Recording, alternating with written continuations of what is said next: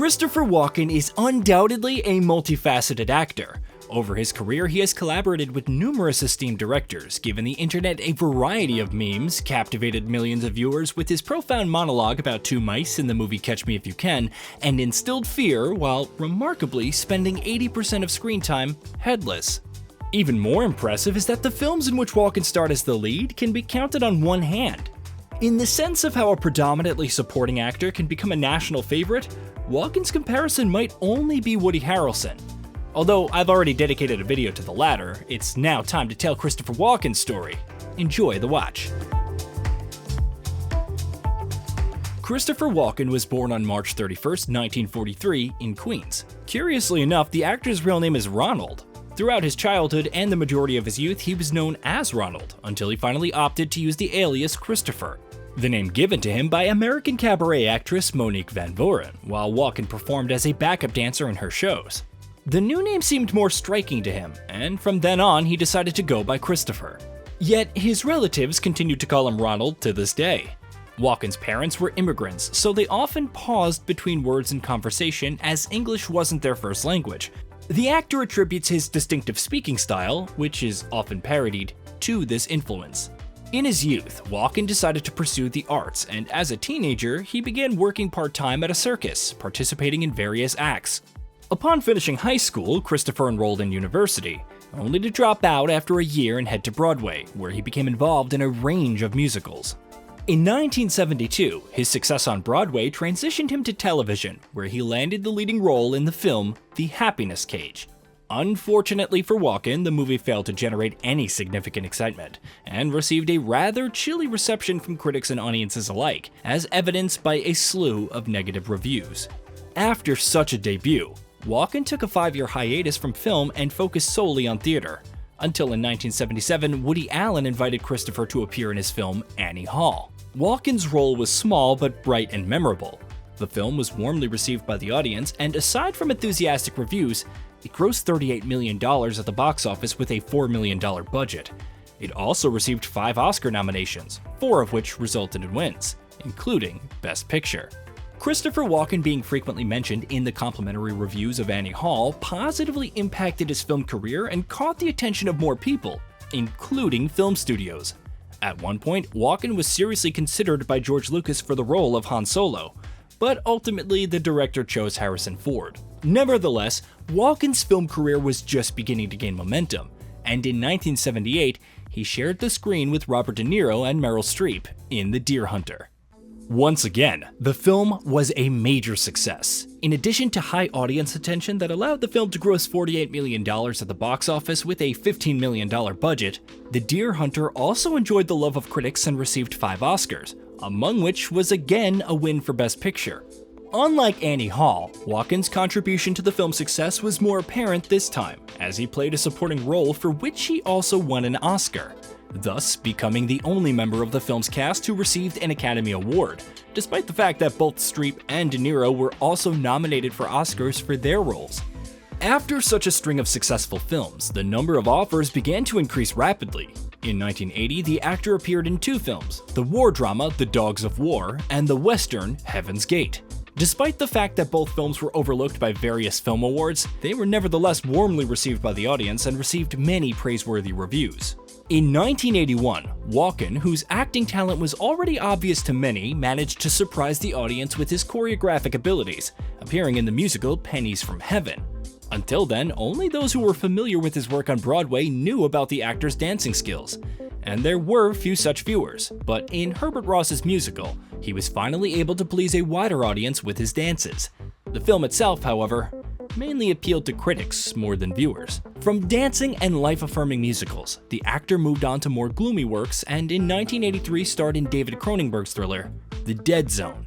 The film did very well in terms of reviews and was able to collect $20 million at the box office with a budget of $10 million. Walken, who was given the main role in the film, also did not suffer from a lack of praiseworthy reviews from the audience. Another premiere of that year with Walken in the lead role was the film Brainstorm. The film also represented a thriller, but in terms of audience reception, it could not compare with Cronenberg's film. The film demonstrated rather restrained ratings and collected $10 million at the box office with a budget of $15 million. Unfortunately, Walken's involvement in thrillers was not limited to filming in the cinema, and a story also occurred in his actual life, which in its gloom and mystery can well compete with his screen work.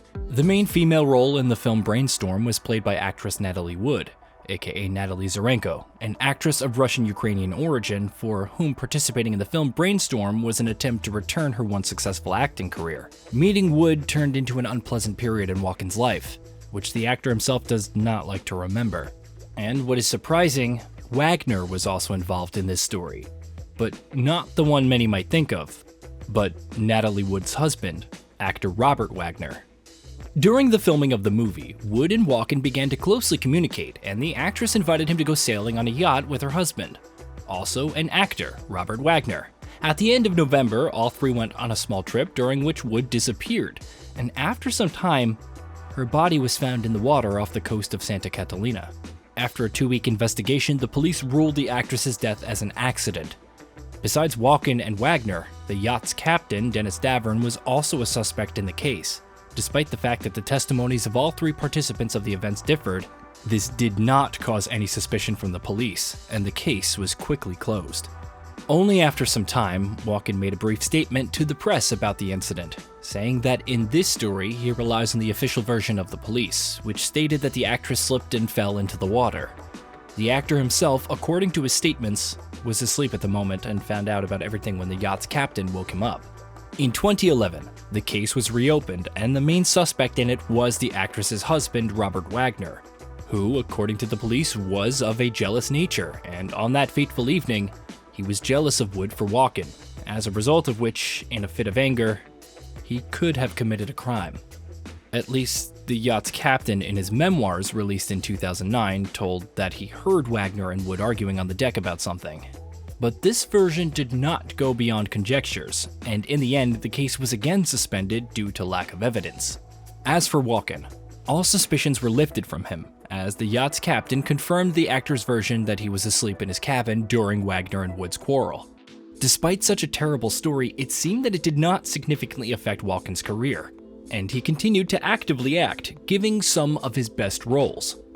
In 1985, the actor appeared in the movie A View to Kill, playing James Bond's main enemy. The antagonist performed by Walken was liked by the audience, but the film itself unfortunately could not be said the same. The film showed quite weak box office results, especially for Bond movies, collecting $50 million at the box office with a budget of $30 million, and also did not show itself in the best way in terms of reviews. A year later, the actor managed to stand out, appearing in a film called At Close Range.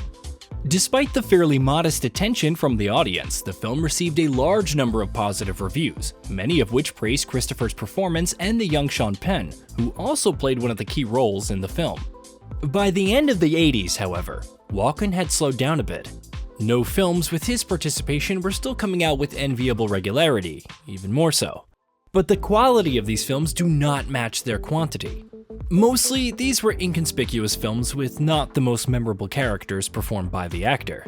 The only film that stood out among other works of that period was Biloxi Blues, in which Walken starred alongside Matthew Broderick.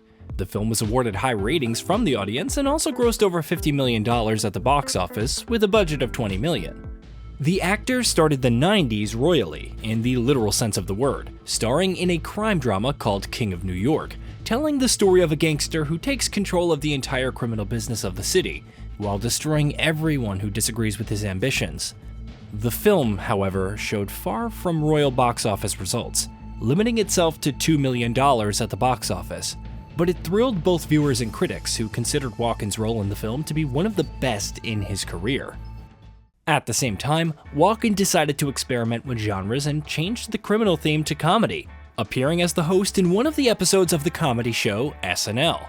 To this day, his participation in SNL remains one of the most brilliant performances by invited stars in the history of the show. And actually, one of the sketches with his participation eventually went viral online and gave the world one of the most popular memes. By that time, Walken had already established an image of a slightly strange, in a good sense of the word, actor. So when the news came out that Christopher would work with another unique Hollywood figure, Tim Burton, it was received as a matter of course. In the Batman sequel, Walken played the villain named Max Schreck, who replaced Harvey Dent, who was dropped from the sequel. Despite the fact that the film did not lack talented actors, Walken managed to be remembered by viewers and received a lot of positive reviews for his performance. But he managed to impress Burton the most, who admitted that Christopher was so convincing in his role that he initially scared the director, which could probably even be taken as a compliment, because scaring Burton is quite a task. Along with the fear, Burton realized that it would be good to work again with the enigmatic actor, which he would do later when he took on the filming of Sleepy Hollow, which we will discuss a bit later. After filming in Batman, Walken decided to try his hand at a new genre for him, appearing in the romantic film True Romance, and also took part in Tony Scott's True Romance. Although his experience with the romantic genre could hardly be called successful, his albeit episodic appearance in Scott's film was able to make a good impression on viewers, which was reflected in a large number of complimentary reviews both towards the actor himself and towards the film. The actor also tried not to forget about comedies, and therefore made an appearance in Wayne's World 2, playing an episodic role. However, this did not save the film from a rather cool reception and not the most unambiguous reviews from viewers. Walken, in addition to successful leading roles, also became the king of episodes. Appearing in a short excerpt, he was able to influence the overall impression of the film, and the next confirmation of this was his participation in Quentin Tarantino's Pulp Fiction. The scene with Walken lasts about 5 minutes, but this was enough for the monologue on how to keep a gold watch safe and sound to achieve cult status over time, and Walken once again demonstrated that few can compare with him in the ability to tell stories. The second half of the 90s turned out to not be the richest for the actor in terms of bright premieres.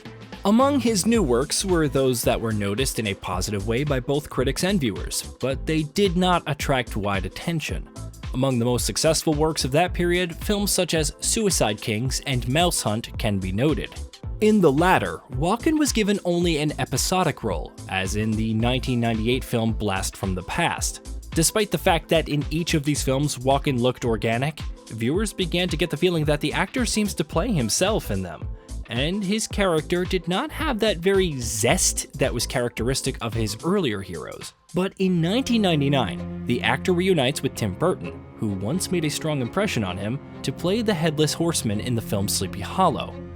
I don't know if Walken managed to scare Burton this time, but the fact that a large part of the audience, having watched the film, lost their peaceful sleep for several nights was beyond doubt.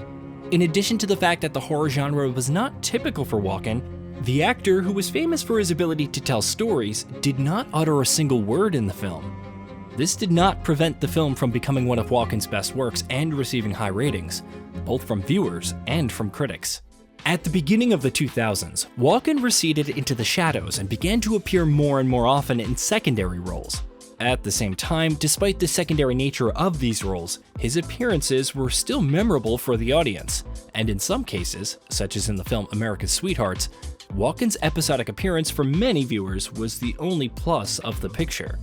And of course, speaking of Christopher Walken's career, it's impossible not to mention the Fatboy Slim music video, in which the actor reminded everyone of his outstanding dancing skills. Essentially, the video consists of nothing but Walken's dance, but the way he does it turned the video into a classic of music videos over time.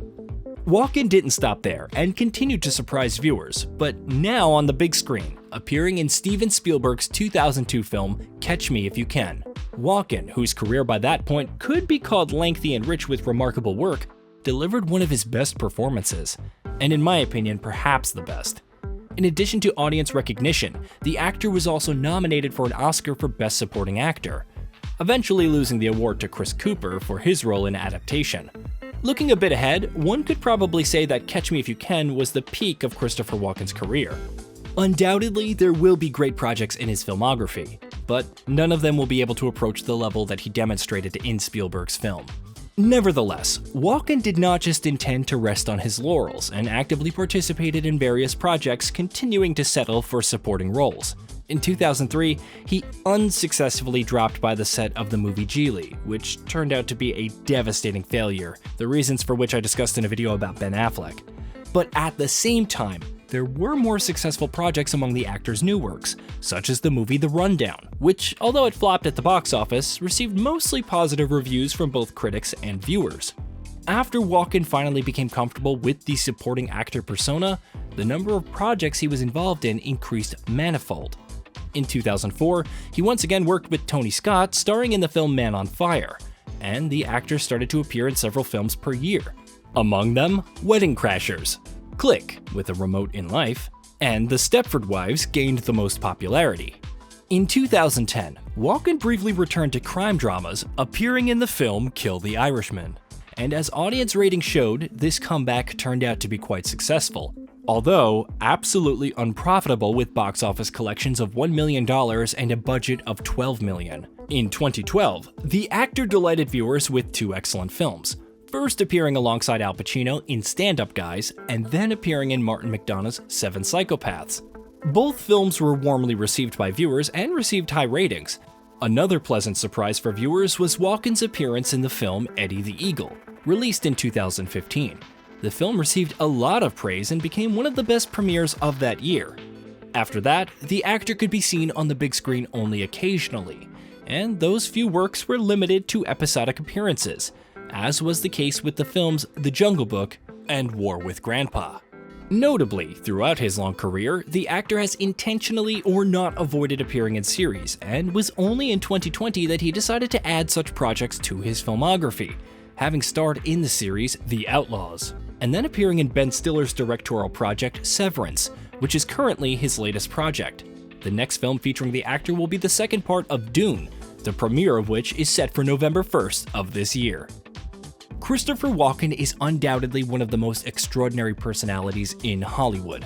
His strangeness, which is constantly striving but at the same time does not cross the threshold of freakiness, has always attracted the attention of millions of viewers worldwide. At the same time, the actor himself remained, and still remains, a quite mysterious person who does not like giving interviews or in any other way communicating with the media. For example, in one of his rare interviews, Walken once let slip that he never buys clothes for himself, and his entire wardrobe consists solely of what he stole while filming the movies in which he took part. It's not entirely clear how serious this statement was, but when talking about Christopher Walken, it's pretty easy to believe.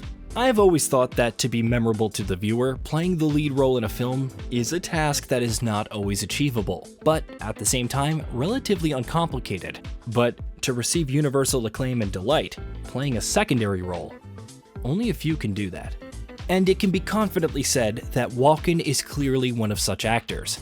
And on that note, I'll probably end my video. This was the story of Christopher Walken. If you liked the video, don't forget to give it a like and subscribe to the channel. Thanks for watching. I'll see you all soon.